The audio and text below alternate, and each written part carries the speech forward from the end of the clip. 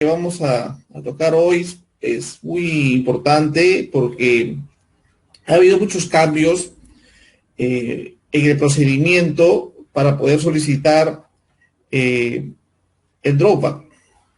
Justamente a raíz de esta pandemia que nos agobia, se ha comenzado a plasmar algunas necesidades lógicas en este nuevo procedimiento, el 07, ¿no?, de lo que es la administración aduanera. Algo que nos llamó la atención fue el primer cambio que se ha hecho en este procedimiento, es justamente la eliminación de presentar físicamente los documentos.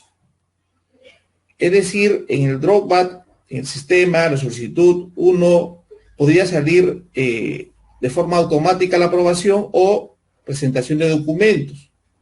¿Qué se tenía que hacer? Teníamos que ir hasta la oficina de la aduana a llevar los documentos. Hoy esto se ha eliminado, ¿no? Desde octubre del año pasado, que salió la versión 5, ahora todo se presenta a través de la mesa virtual. La mesa virtual es muy interesante porque se escanean los documentos y eso reduce el traslado de todos los usuarios y beneficiarios a las oficinas aduaneras de manera significativa. Otro cambio importante en esta solicitud de drawback es que este procedimiento ya ingresan muchos cambios que se dieron en los últimos años sobre la Ley General de Aduanas y el reglamento de la Ley General de Aduanas.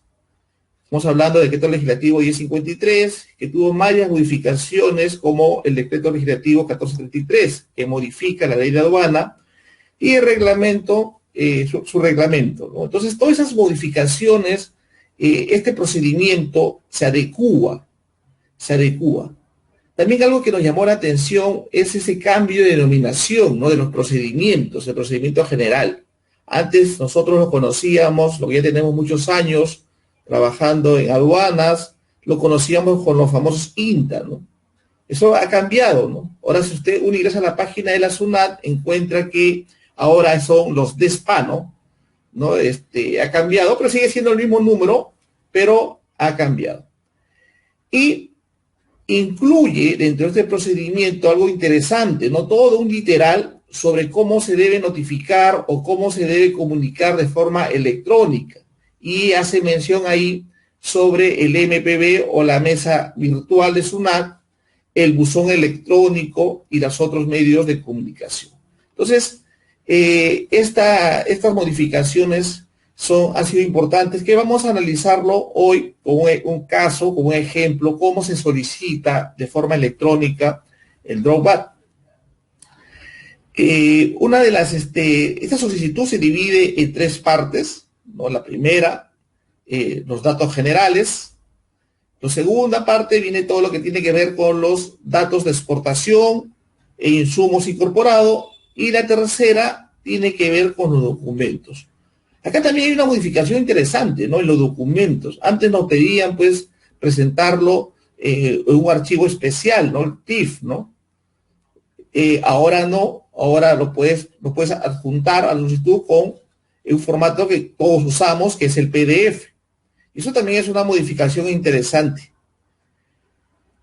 Entonces vamos a empezar analizando estas tres partes de la solicitud del drawback y los documentos y los requisitos que tienes que tener en cuenta a fin de acogerte de forma idónea. Lo primero que tenemos que analizar, ¿qué cosa es? O sea, ¿cómo se define básicamente este drawback, ¿no? Acá el drawback lo que permite esta devolución, pero como consecuencia de la exportación que has realizado. Un porcentaje del valor FOT, que hoy es el 3%. Pero ¿cuál es la situación? ¿Por qué te devuelven? Porque supuestamente tú has usado un insumo importado y eso ha elevado el costo. Y al elevar tu costo, te vuelve menos competitivo. Entonces, se te devuelve un porcentaje de valor fondo. Lógico que en el mundo, o lo correcto del drawback, sería que te devuelvan ese derecho arancelario que has pagado la importación. Pero aquí en el Perú tenemos un procedimiento simplificado. O sea, no se te va a devolver ese arancel que has pagado como insumo importado. Lo que se te va a devolver es un porcentaje del valor fondo. Pero tenemos también una condición que dice que solamente se te devuelve con un tope del 50% de tu costo de producción. Ejemplo, ¿no? Si tu costo de producción es $1,000, ¿sí? Tu costo de producción es $1,000, entonces, y tu exportación es $100,000, imagínate, o sea, tu valor FOB es $100,000, entonces tú dirás, $100,000 por 3% me van a devolver $3,000. Correcto. Pero tienes que compararlo con tu costo de producción. ¿Cuánto es tu costo de producción? $1,000. ¿Cuál es el tope? 50%. $500. O sea que tú pides por 3,000, pero el tope es 500. Solo te devolverán $500. Claro, ustedes dirán, no, pero ¿cómo va a ser, pues, mi costo de producción $1,000 si estoy exportando 100,000? Les aseguro que hay casos, ¿no? Entonces, para evitar esos problemas, hay ese tope. Entonces, pero si tu costo de producción es $10,000, 10,000, y tu exportación es 100,000 por 3% te devuelve 3,000. ¿Cuál es mi tope? Dices, mi costo es $10,000. Por 50%, ajá, 5,000. Hasta 5,000 me pusieron de devolver. No te van a devolver 5,000, ¿eh? Te van a devolver 3,000. 5,000 solamente es una referencia. O sea, esta parte de acá que dice el tope del 50% es un tope, ¿no? Está tipificado en el procedimiento general 07 SUNAT, en el reglamento de la aduana y en el drawback, ¿no? La ley. Entonces, hay que entender de que primero tienes que importar un insumo, luego se exporta y luego solicitas el drawback. ¿No? Ejemplo, ¿no? Acá le hemos puesto una manzana. Imagínate que es un exportador de manzanas, entonces esta caja es importada. Entonces tú has pagado arancel por esta caja. Al pagar arancel por esta caja, cuando tú exportas, hay un principio básico, ¿no? Que no se debe exportar tributos que no se van a consumir en el país. Es un principio mundial. Entonces, no vamos a exportar el costo del tributo que hemos pagado en el Perú.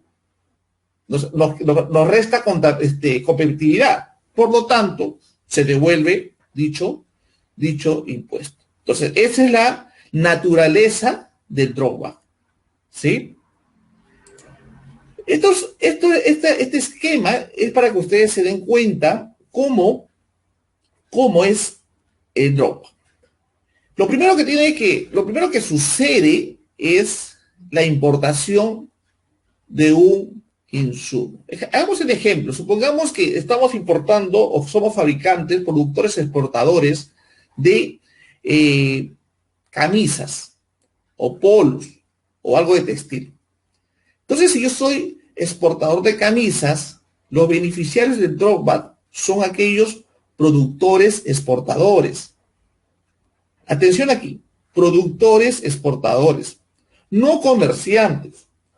No vaya a ser que deseas ir a Gamarra, por decir una tienda, compras camisas, ¿sí? Las exportas y quieres pedir drawback. Así no es la figura.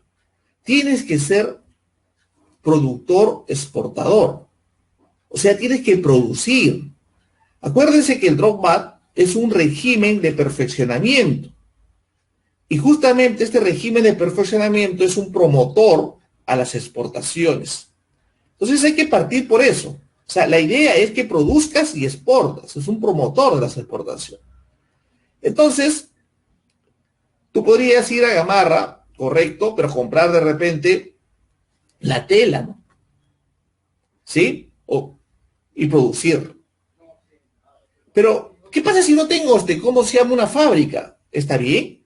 Podrías tú encargar la producción, pero tienes que involucrarte en el proceso productivo desde el principio, agregarle valor. Entonces, esa es la idea del Dropbox. Entonces, yo podría, lógico, no tengo fábrica, sí, pero me voy a Gamarra y le digo, señores, ¿sabes qué? ¿Cuánto usted me cobra por el servicio de maquila? Tengo una factura. Correcto. Entonces, ahí sí podrá ser beneficiario del Dropbox. Entonces, si yo soy un fabricante de camisas, ¿sí? Necesito, por decir, botones. Cada camisa consume 5 botones. Entonces, importo esos botones. Al importar esos botones, ¿sí? Mi coste de producción se va a elevar, porque voy a pagar arancel. ¿Sí? Pero ¿qué pasa si de repente no lo he importado, pero también lo podría comprar a un peruano que lo ha importado? También es válido, siempre y cuando esa empresa local te dé una declaración jurada que diga que ha importado y ha pagado los derechos arancelarios y ponga en su declaración jurada el número de DAN y todos los requisitos. Entonces también es válido. Una vez que ya tienes el insumo, procedes tú a fabricar la camisa en este ejemplo. Termina la producción, que puede ser, hemos dicho, propia, o sea, la puedes producir tú mismo en tu local, o puede ser que la mandes a producir a otra fábrica, también es válido. Y entonces tú como beneficiario procedes a exportar. Y ahí, cuando tú exportas, en la DAN que va a numerar tu agente de aduanas para exportación, tienes que manifestar tu voluntad de que deseas acogerte al drop. O sea que en la misma DAN vas a poner el código 13. Y el código 13 es la señal que le das a la aduana que vas a solicitar más adelante el drop. Entonces la mercancía se va al otro país, la exportas, regularizas tu DAN de exportación y tú tienes 180 días después del término del embarque a fin de ¿qué? De solicitar tu restitución del drop. 180 días hábiles, casi pues 9 meses. ¿Sí? Entonces solicitas tu drop a través del Dropbox Web, que justamente vamos a ver hoy. En ese momento evalúan la solicitud y hay dos posibilidades: aprobación automática, ¿sí? O revisión documentaria, y proceden a dar el abono respectivo a tu cuenta corriente que previamente has registrado en la aduana. Así de simple es esto. Estos son los términos generales, vamos a profundizar. Entonces, lo que vamos a ver hoy como segunda parte, porque el año pasado vimos, o en el video anterior vimos lo que es la parte teórica, hoy vamos a ver exactamente lo que es la solicitud del Dropbox. Este es el flujograma, cómo debes solicitar el Dropbox. Vamos a explicarlo de manera con este cuadro a fin de que podamos entrar a la página de la SUNAT y hagamos las explicaciones correspondientes. Primero, el beneficiario que hemos dicho tiene que ser un productor exportador, no comerciante. Tienes que involucrarte en el proceso productivo. Tienes que ingresar con tu clave SOL, SUNAT en operaciones en línea. Es lo primero que tienes que hacer. ¿Sí? Y registrar, ¿sí?, tu cuenta de código interbancario. ¿Sí? Cualquier banco, ¿no? Puede ser Banco Continental, Banco de Crédito, en soles. ¿Sí? Atención, en soles. Eso es importante, ¿no? Porque muchos creen que como el Dropbox es en dólares, el Banco de la Nación, cuando te va a depositar en dólares. Y no es así. te deposita en soles al tipo de cambio promedio. Entonces, una vez que has registrado tu cuenta corriente, ¿correcto? Puedes recién registrar los datos de la solicitud electrónica, todos los datos, y tienes que digitalizar los documentos que hoy, con este nuevo procedimiento, ya los juntas en formato PDF. Después de esto, adjuntado estos documentos, se numera la solicitud. Pones clic, numerar, y se numera. O sea, esta información a través de un clave SOL se transmite a la autoridad aduanera. Entonces, la autoridad aduanera, a través de su sistema, selecciona, ¿no? O aprobación automática o revisión documentaria. Si esa aprobación automática es verde, ¿no? Canal verde, por decir. Entonces, simplemente, en ese momento, va a haber una verificación de deudas. Se va a verificar si no le debes o si tú tienes alguna deuda de cobranza coactiva, a fin, de ahí nomás se cobran, pues, ¿no? De ahí nomás se cobran, y la diferencia te abonan. Pero si no tienes ninguna deuda de cobranza coactiva, directamente vas a tu cuenta corriente y vas a ver que el Banco de la Nación te ha hecho una transferencia por el Dropbox. Pero podría ser revisión documentaria, ¿no? Entonces, si la revisión documentaria es correcta, de frente al abono, pero podría ser que te rechace. Entonces, ahí hay dos tipos de rechazo: la no subsanable y la subsanable. Por ejemplo, un ejemplo de una revisión documentaria, un rechazo no subsanable. Hemos dicho que se tiene que presentar en 180 días. 180 días hábiles. De repente en solicitud la presentaste en el día 181. Entonces, ya es un rechazo, se te acabó, prescribió, no puedes subsanar. Quizás presentaste un insumo y no era un insumo importado. Ahora, estos insumos, dice la norma, que tiene que tener máximo 36 meses de antigüedad hasta el término del embarque, o sea, casi 3 años. Imagínate que tú haces un insumo, haces botones, pero lo has importado en el 2015, hace 5 o 6 años, y lo has colocado.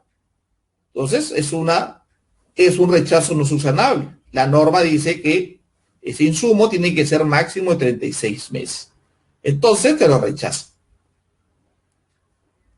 También podría ser de que la norma también, hay una lista, ¿no? Una lista negra de algunas partidas que no se pueden acoger el Dropbox. Por ejemplo, los desechos, ¿sí? Por ejemplo, las tortas de metal, el café. Entonces, hay una lista, la lista negra, que no se puede acoger al Dropbox. Y tú lo has solicitado, no subsanable. ¿Sí? También nos dice la norma de que máximo por subpartida puedes solicitar por 20 millones de dólares. De repente te hace de los 22 millones. Entonces también sería un rechazo no subsanable. Pero también hay rechazos subsanables, ¿no? Que te hace equivocar de digitar de forma electrónica, la presentas y se acabó. Pero también de repente te piden otro documento, ¿no? Entonces, a través de la mesa virtual de la SUNAT, adjuntas ese documento que te falta, ¿sí? De repente una declaración jurada, de repente una factura por encargo, de repente una factura de un insumo, qué sé yo. Falta algún requisito. Entonces lo presentas a través de la mesa de partes virtual, SUNAT, y te aprueban y elaboran. Acá también hay algo interesante, ¿no? Porque ahora, como se ha modificado este procedimiento, sucedía, ¿no? Que tú te pedían, por ejemplo, supongamos que yo en mi solicitud había juntado mi factura, mi producción por encargo, mi declaración jurada. Y luego hay revisión documentaria y también te piden lo mismo. Entonces ya en la ley 2744, la ley de simplificación de procedimiento administrativo, decía que una entidad no puede pedir dos veces lo mismo, el mismo documento.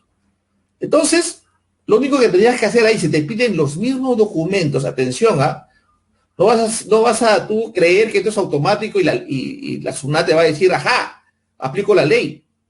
Pero lo correcto, ¿qué cosa es? Que en la mesa de partes virtual escribas, ¿no? O sea, sustentes, como es el procedimiento, el DESPA 07 dice bien claro, dice, expresas que ya esos documentos los habías adjuntado en la solicitud. Y se da por subsanada el requerimiento. Y se acabó aprobación y tenemos el abono en la cuenta corriente. Y ahí se caería el trámite. Entonces, esto es lo que vamos a ver hoy, ¿no? Vamos a centrarnos a cómo se registra los datos en la solicitud electrónica y vamos a analizar paso por paso, ¿sí? Y cualquier consulta también, aquí está mi correo, a fin de poder ayudarnos ahora por la tecnología, ¿no? A través del team, hay varias formas de poder, hemos estado ayudando a bastantes empresarios exportadores a llenar su solicitud electrónica, ¿sí? A través de Internet, ¿no? De la red, ¿no? Apoyándonos todo este tiempo. Muy bien, entonces